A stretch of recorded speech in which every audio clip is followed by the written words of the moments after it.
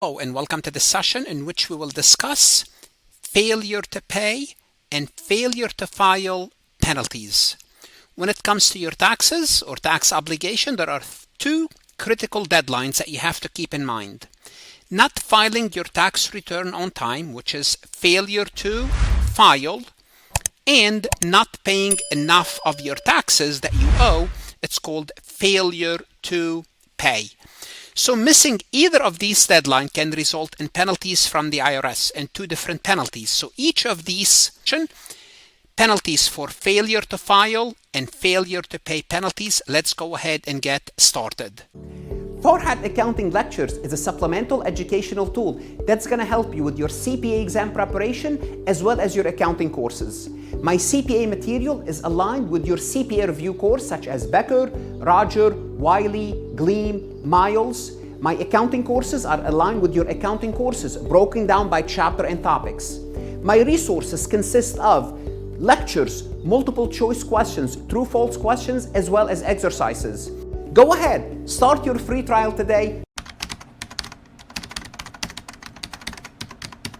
Failure to file penalty. Well, this is more severe than the two penalties. We have failure to file and failure to pay. To file is more severe than to pay. That's the first thing I want you to see. So when a taxpayer fails to file a tax return by the due date, generally speaking, April the 15th, there are subject to penalties assessed by the IRS. How much is the penalty? It's a 5% per month or part of a month. It doesn't matter whether you missed one day or the full month. It's 5% per month is applied to the unpaid tax liability. Now, obviously, there's a cap. The penalty accrued monthly and is capped at 25% of the unpaid tax liability. So your failure to file penalty is capped at 25%. For example, if a taxpayer owes $10,000 and file 5 months late, how does it work? For every month, it's a 5%. So 10,000 times 5% times 5 months. Now, I hope you can see that 5% times 5 months equal to 25%. It means this taxpayer reached their cap for what? For failure to file penalty, which is the cap is 25%. Now keep in mind, if you have no taxes due, there's no penalty. So this individual, they owe 10,000. But if an individual, let's assume you need to file with the IRS, but you don't need you have no tax bill, there's no penalty if you filed late because you don't owe them anything. Now, there's a minimum penalty for late filing over 60 days late. So what happens if you are more than 60 days late? If a return is filed more than 60 days late, you have an additional minimum penalty is imposed. The reason is they want you to encourage you to do what? To file your taxes. So the penalty is the lesser of 510. And every time I have something in yellow and I mention the year, it means what? It means if you could be seeing this recording in 2028 or in another year, this number could change. Well, that does not change the rule. There's a minimum penalty. It could be 485. It could be 300. It could be 700 down the road. I don't know. But the point is, there is a minimum penalty. It's 510, whatever the minimum penalty, or 100% of the unpaid taxes. The lesser of those two. The lesser of those two. Why? Because they want to give you an incentive to do what? To file your taxes. So if the tax due is less than $510, the penalty equal to the unpaid taxes. So you have to pay a penalty equal to how much you owe in taxes. If the tax due exceeds 510, well, guess what? The minimum we're going to charge you is 510. For example, case 1, you have unpaid taxes of $200.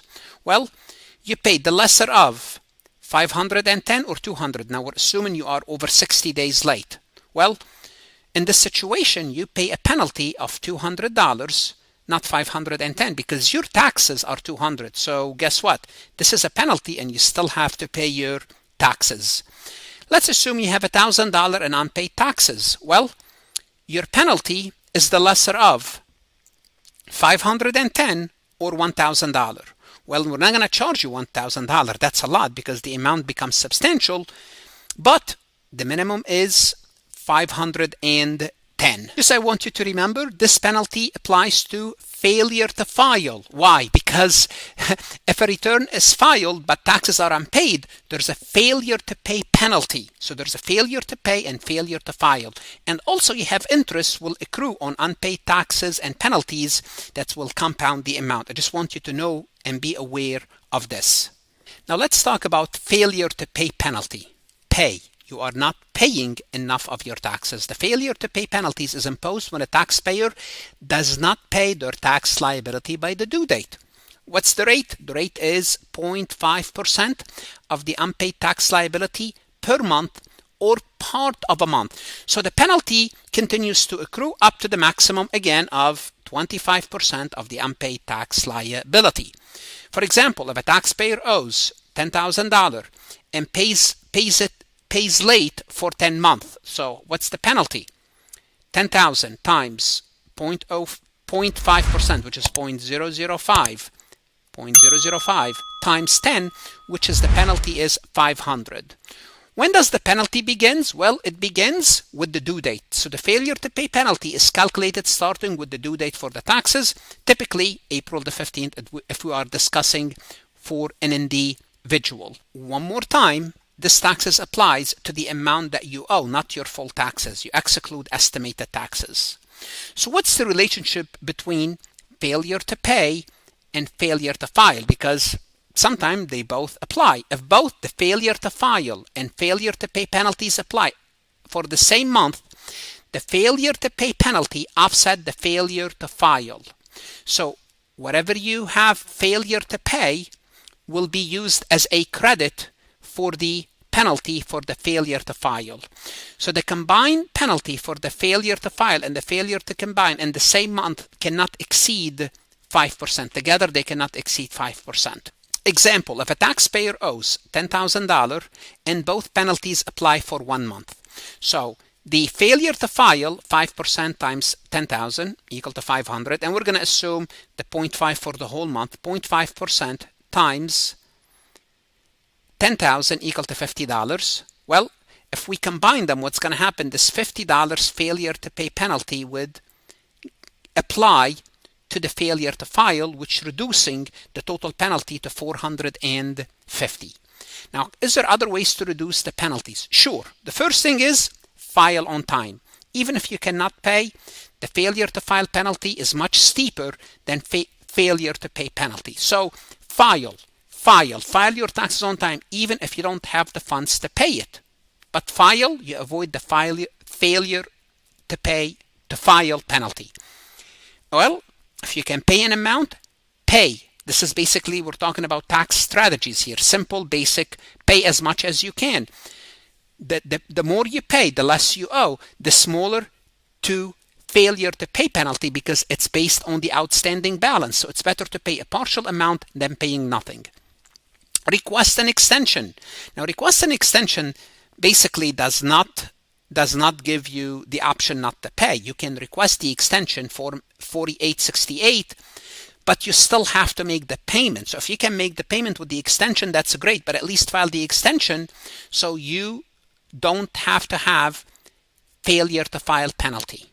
But you still have to pay the money, and you're supposed to send the payment with the extension. Pay the remaining balance when filing the return. The remaining balance must be paid when the return is filed to avoid further penalties. Make sure you pay everything so you avoid any penalties. Pay at least 90% by the original due date. The failure may be avoided entirely. Can you avoid these penalties altogether? Yes, it is possible, but only under specific circumstances. If you can show that the failure to file or failure to pay was due to reasonable cause and not because of neglect, the IRS might waive all the penalties. But here's the catch. The IRS decisions is case by case. They don't have specific rules. There are no hard rules. If you think you have a reasonable cause, you gotta be prepared to explain it and back it up by reasoning. I don't know, maybe unforeseen medical issues. I'm not sure. That's why it's case by case. You have to present your case and the IRS will have to review the case. Civil fraud penalties. If the IRS determined that fraud is involved, fraud is when you are trying to cheat the IRS on purpose. You don't cheat by mistake. They will assess an even larger civil penalty of 75% of the underpaid taxes. Remember, we said the maximum is 25. Now they can, for failure to pay, now it's 75%. Now, to accuse someone of fraud, the IRS takes on the burden of proof first. First, they have to demonstrate that fraud did occur. They have to, it's on them. After that, then the taxpayer will have to prove that there were errors. Those errors were not intentional. Because what makes it a fraud? You did it on purpose. It's intentional. You underreported your revenue or overstated your expenses on purpose. That's what the fraud is. The IRS will have to make the case first. Then you have to show them it's not the case. It's a mistake. It's an error rather than not fraud. And we'll talk about errors, what happened when you have errors in the next recording, in a separate recording. Let's take a look at this comprehensive example for Alex. Penalty scenarios for missing tax filing deadline. So let's analyze Alex's penalties for failing to file his taxes online. Let's see. Alex was 2 months late, owes $800. Let's go with the formula. Late is 5% times $800 times 2 months equal to $80. Well, is this what Alex is responsible for? No, because it's 2 months late, 60 days, there's a minimum, and the minimum is 510. And as I told you, it's adjusted. This could change. It means Alex is responsible for paying a late penalty of 510. 510, a penalty, not $80, not 5% of the amount times 2 months. Let's change the scenario. Now, Alex is late 5 months. 2,500 is the tax due. 5 months times 2,500 times 5% times 2,500 times 5 months is 625. Well, now we are above. We're 60 days more, but we're above the minimum. Therefore, the taxes is 625. Scenario C. Now, 8 months late and the tax due is 6,000. Now the minimum is 510. If it's less than 510, we have to go with 510. So let's compute this. 6,000 times 5% times 8 months will give us 2,400. Remember, the minimum is 510 if it's over 60 days, but also there's a maximum you have to be aware of. And what's the maximum? The maximum is 25% of the tax due. If we compute the 25% of the tax due, that gives us 1,500. So what does that mean?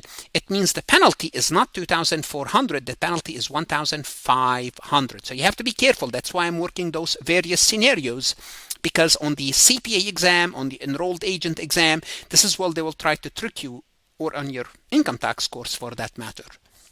Let's take a look at this example.